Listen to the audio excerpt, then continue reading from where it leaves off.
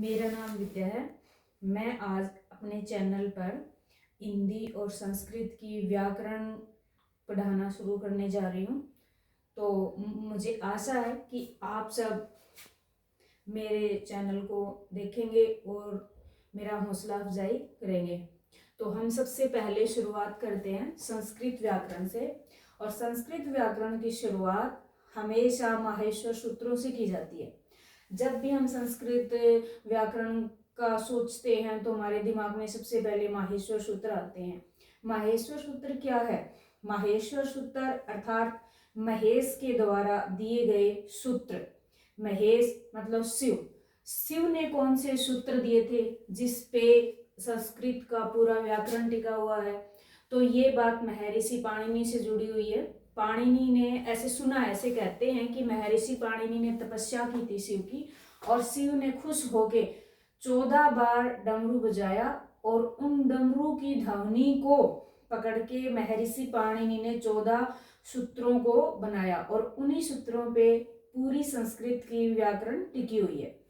तो 14 बार डमरू बजाया था और उसको ध्यान में रखते हुए महर्षि पाणिनि ने जो हमारे वर्ण है संस्कृत के, अल्फाबेट है, उनको एक निर्धारित स्थान दे दिया। और वो स्थान ऐसा है कि बिल्कुल बिल्कुल और बिल्कुल सही जाता है, मतलब कोई भी सूत्र उससे बाहर नहीं है।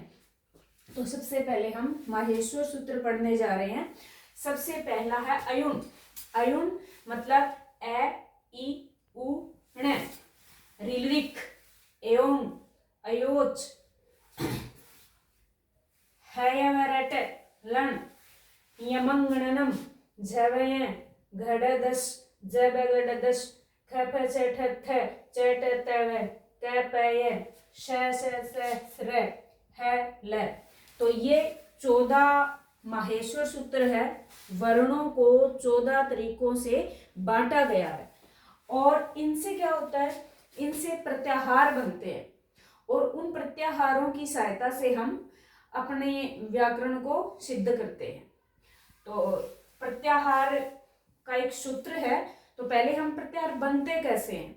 तो प्रत्याहार जैसे हमें अण प्रत्याहार बनाना है तो इसका एक सूत्र है आदिरंतेन सहेता।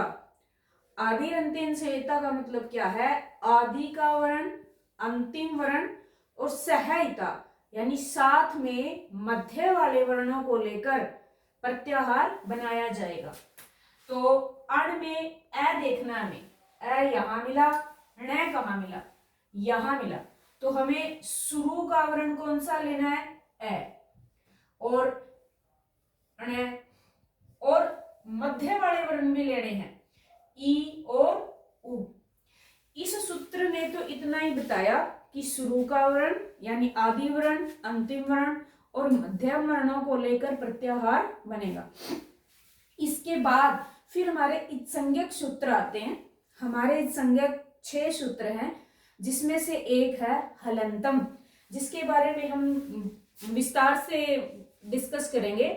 हलंतम जो सूत्र है उसमें क्या कहा गया है कि जो उपदेश में अंतिम हल होगा उसकी संज्ञा होगी। हल का अर्थ है व्यंजन।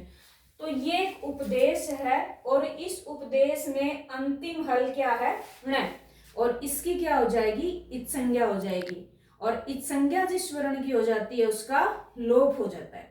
तो फिर इसका लोप हो गया तो अण प्रत्याहार में कितने वर्ण बचे? 3, ए ई उ। इस तरह से हम बहुत सारे प्रत्याहार बना सकते हैं। धन्यवाद।